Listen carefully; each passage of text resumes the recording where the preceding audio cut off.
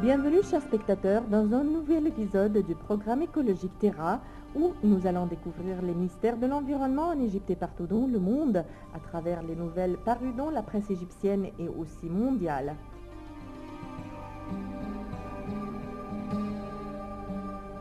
Vous êtes invité à suivre un rapport sur le réchauffement climatique en Chine.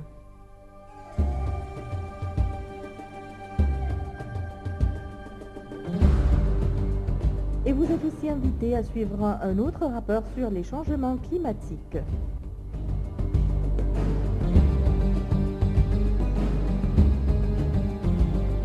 Et le moment fort de notre épisode est centré sur le Centre des technologies de l'information au sein du Jardin zoologique de Giza.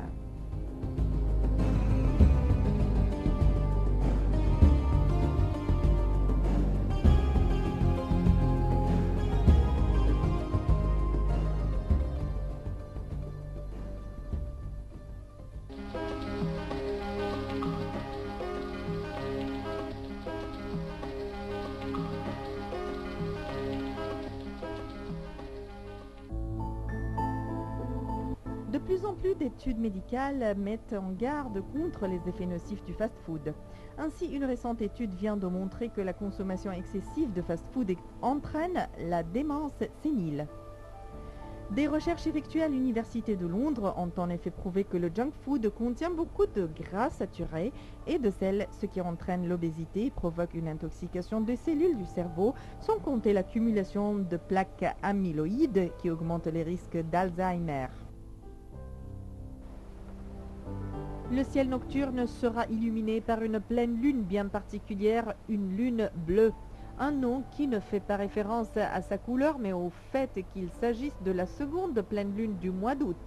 Un événement qui ne se reproduira pas avant 2015.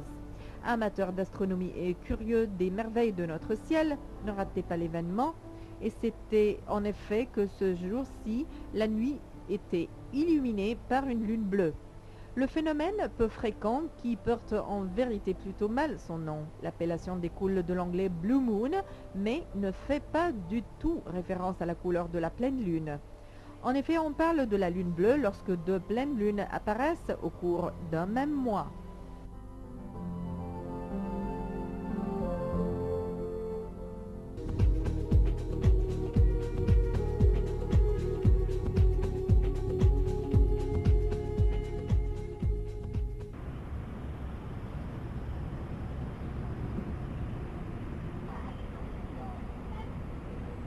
Selon l'administration océanique nationale chinoise, la hausse progressive du niveau de la mer provoquée par le réchauffement du climat du globe au cours des 30 dernières années va contribuer à un accroissement du nombre de catastrophes naturelles le long des côtes chinoises. Le niveau de la mer sur le littoral chinois a ainsi monté de 2,6 mm par an au cours des 3 dernières décennies.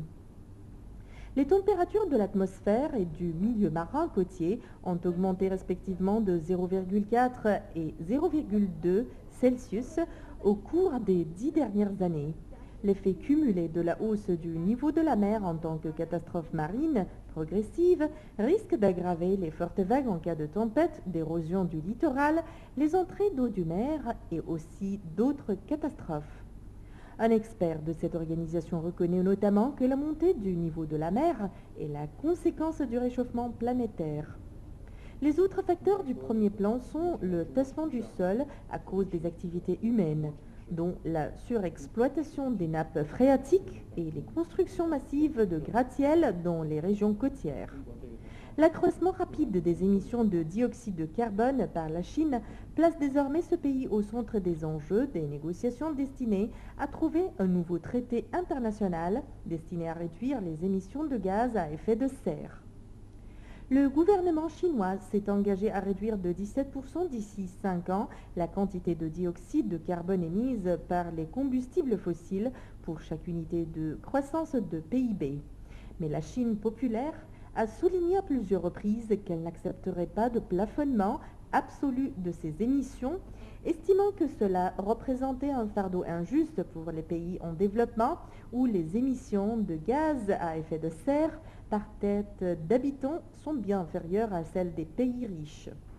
Elle refuse en outre d'indiquer quand ces émissions pourraient atteindre leur maximum et commencer à décliner. Le groupe d'experts intergouvernemental sur l'évolution du climat a déclaré dans son dernier rapport que la Chine risquait d'être l'une des principales victimes du réchauffement planétaire dans les décennies à venir. Les régions du nord de la Chine sont confrontées déjà à une pénurie d'eau, une diminution de récoltes et une augmentation du nombre de tempêtes de sable. Dans le même temps, dans le sud de la Chine, la fonte des glaciers des hautes montagnes devrait aggraver les risques d'inondation. C'est ce qu'a prévenu le groupe d'experts intergouvernemental sur l'évolution du climat.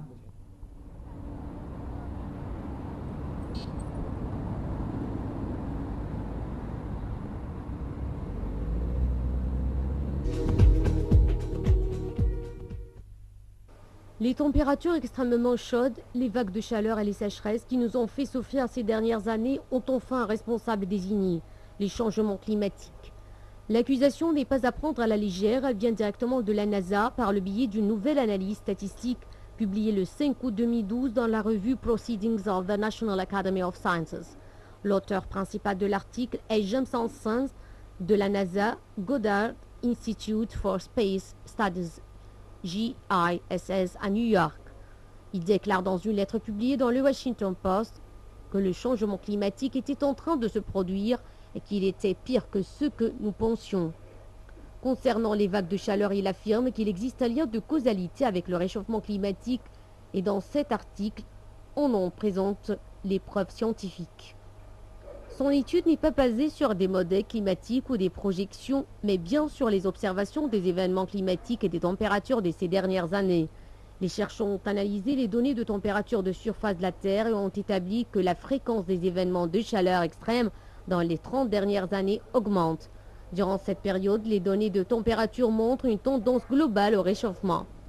Leur analyse montre que pour expliquer les chaleurs extrêmes du passé récent, il n'y a pratiquement pas d'autre explication que le changement climatique. Il se démarque donc de l'habituelle prudence des climatologues qui disent généralement que le réchauffement climatique augmente la probabilité de survenue de phénomènes météorologiques extrêmes. En effet, il est très difficile de lier un événement météorologique individuel au changement climatique puisque le climat est très variable naturellement.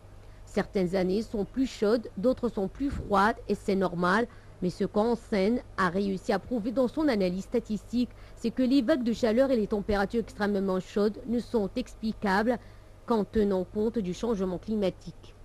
La vague de chaleur meurtrière de 2003 en Europe, la vague de chaleur ardente de Russie de 2010 et les sécheresses catastrophiques dans le Texas et l'Oklahoma l'année dernière peuvent être attribuées au changement climatique selon lui. C'est la première fois qu'un scientifique va aussi loin. Il considère aussi qu'une fois les données récoltées et analysées, il est probable que l'été extrêmement chaud dont les États-Unis souffrent en ce moment puisse aussi être attribué au changement climatique. Selon Hansen, de telles anomalies ont été rares dans le climat avant le réchauffement des 30 dernières années, de sorte que les statistiques nous disent avec un haut degré de confiance que nous n'aurions pas eu de telles températures extrêmes cet été en l'absence de réchauffement de la planète. Au cours des 30 dernières années, l'hémisphère nord de la Terre a vu plus d'étés chauds, très chauds, extrêmement chauds par rapport à une période de base définie dans cette étude de 1951 à 1980. Les endroits connaissant des périodes très chaudes se développent et correspondent à 12% des terres dans l'hémisphère nord en 2011. Selon l'analyse statistique des scientifiques de la NASA, nous sommes plus susceptibles de subir des vagues de chaleur extrêmes maintenant en été qu'au milieu du XXe siècle. Selon l'auteur de cette étude, il est encore temps d'agir et éviter une détérioration du climat, mais nous perdons un temps précieux.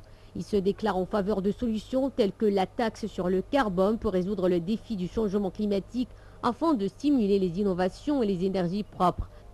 Les résultats impressionnants de son étude seront peut-être en mesure de pousser les décideurs à prendre de réelles mesures. Mais en attendant, il fait chaud, très chaud et de plus en plus chaud.